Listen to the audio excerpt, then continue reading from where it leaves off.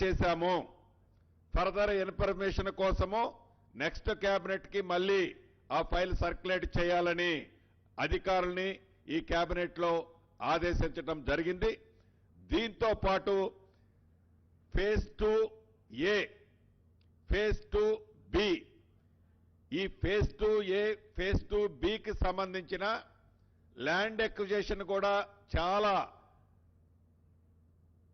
Time taking కాబట్టి ఈ land acquisition చేసే అంశాన్ని ఈరోజు కేబినెట్ ఆమోదం తెలిపిందని చెప్పడానికి సంతోషిస్తున్నాను.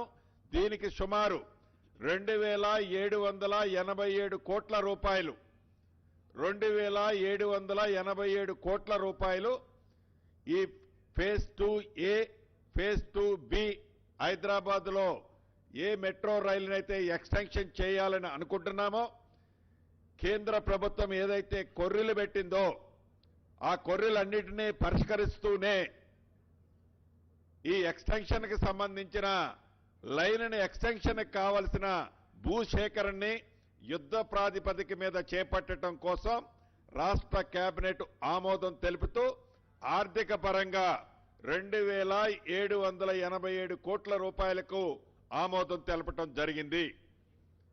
అదే రకంగా పెద్దలు కోమటిరెడ్డి వెంకటరెడ్డి గారు చెప్తారు, నల్గొండ జిల్లా మహాత్మా గాంధీ యూనివర్సిటీకి సంబంధించిన ఒక అంశాన్ని కూడా అప్రూవ్ చేశాం. దానికి సంబంధించి పెద్దలు సహచార మంత్రివర్యులు కోమటిరెడ్డి వెంకటరెడ్డి గారు చెప్తారు. అదే రకంగా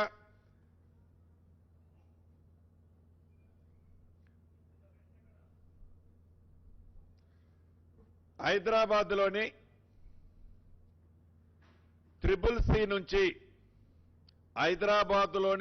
సి నుంచి శిల్పా లేఅవుట్ రోడ్డు వరకు హైదరాబాద్లోని ICCC నుంచి శిల్పా లేఅవుట్ వరకు సుమారు 9 కిలోమీటర్ల రోడ్డు అంటే హై లెవెల్ బ్రిడ్జిని ఏర్పాటు చేసేదాన్ని ఈరోజు ఫ్లైఓవర్కి సంబంధించింది ఈరోజు కేబినెట్ ఆమోదం తెలపడం జరిగింది.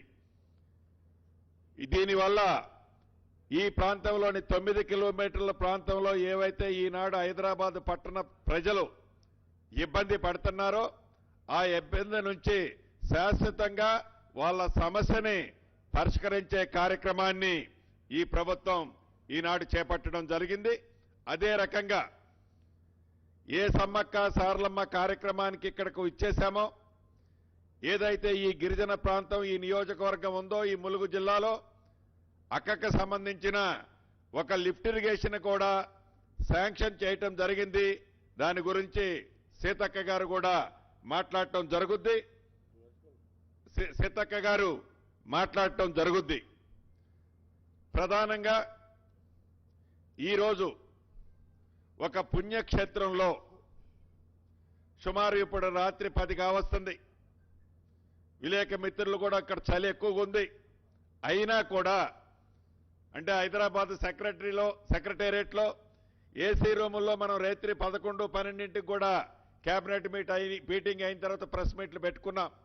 కానీ దానికి భిన్నంగా ఈ గిరిజన ప్రాంతంలో ఒక పవిత్ర పుణ్యక్షేత్రంలో గిరిజనులు ఆదివాసులు ఆరాధ దైవంగానే కాకుండా ఆదివాసులకి గిరిజనులకి ఇతరులకు కూడా కోట్లాది మంది భక్తులుగా ఉండే ఈ మేడారంలో ఈరోజు కార్యక్రమం ఏర్పాటు చేసుకోవటం ఒక అద్భుతమైన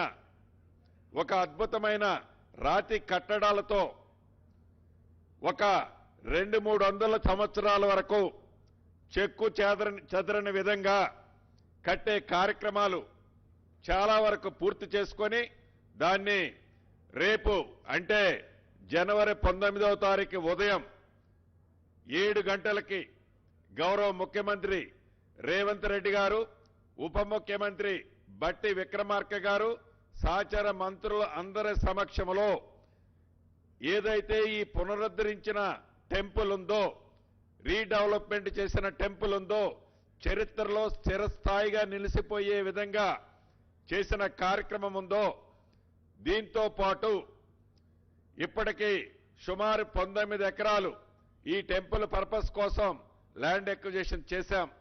ఇంకా 21, 22 ఎకరాలు ల్యాండ్ ఎక్విజిషన్ చేయబోతున్నాం.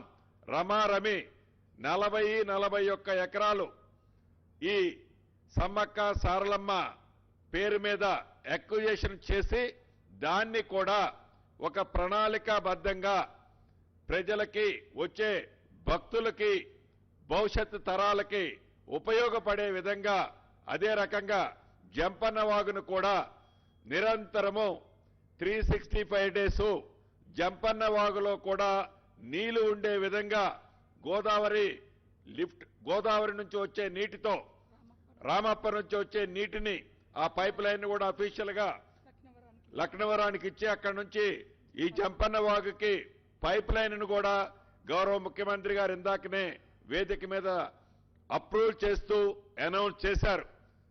అంటే ఈ జంపన్న వాగులో 365 డేస్ వాటరు ఎప్పుడు ఫ్రెష్ వాటర్లో వచ్చిన భక్తులకి స్నానాలకి చేసుకునే విధంగా, వారి మొక్కులు చెల్లించే విధంగా వాటర్ను కూడా ఉంచటానికి కావలసిన చెక్ డ్యాములు ఇతరత్ర కూడా శాశ్వత పనులు పూర్తి చేయటమే కాకుండా ఈ మేడారాన్ని ఏదో ఇప్పుడు చేశాం, కేబినెట్ పెట్టాం, అయిపోయింది అన్నది కాదు.